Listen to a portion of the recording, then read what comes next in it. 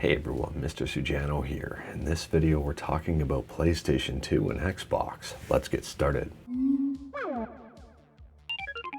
Alright, to kick things off, another late night recording, which means I've got to keep my voice down, and we'll start out here talking about PlayStation 2 emulation on PC with PCSX2. So PCSX2 is not one but two big updates. The first one here is a brand new deinterlacer.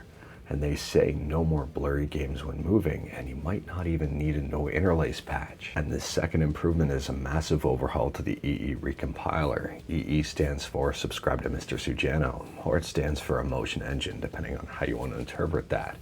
In certain situations, you can get now a 20 to 30% performance bump. To pick up this improved version of PCSX2, you'll have to head to PCSX2.net and click on Downloads.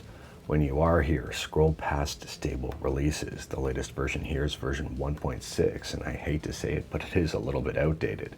It was last released back in 2020, but if you scroll down to nightly builds, you can see the latest version at the time of filming is 1.7.3584, and version 1.7.3582 was the one that introduced the EE recompiler improvements, making big speed gains.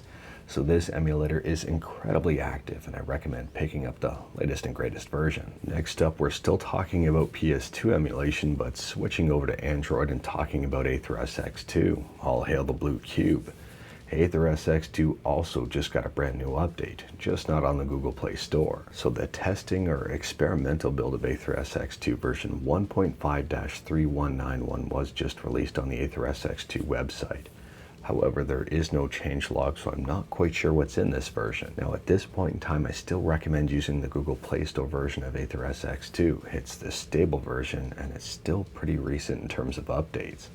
But if you wanted to be on the cutting edge of things, or possibly test things out in hopes of possibly increasing some performance, then check out the testing build of AetherSX2. I'll leave a link to their site in the description below. Last up, we're talking about Xbox, specifically Xbox Live with Insignia.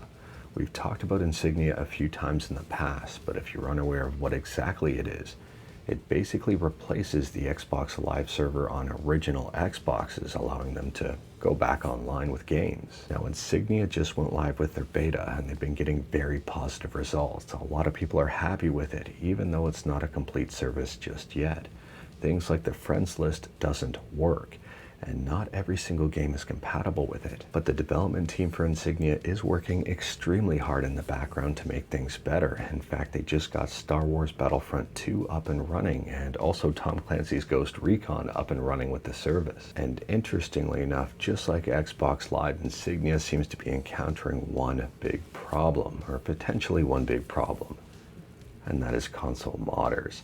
So Insignia has noticed that some people have been bragging they've got cheat engines to work with Insignia, and that might spoil the fun for a whole bunch of people. So the development team are keeping a close eye on this and hoping it doesn't become a bigger problem, but at the same time here, this is just released in a beta, and they're already starting to notice things. As soon as this goes prime time, I have a hunch that it's going to become a problem. But we'll have to wait and see, and possibly just hope for the best. But anyways, that is all I've got for you in this one. Straight to the point, all stuff and no fluff. Let me know your thoughts about anything we talked about today in the comments below. If you like this video, leave a like. If you didn't like this video, leave a like. Hit that subscribe button, check out my other videos. Don't tempt fate, save your state.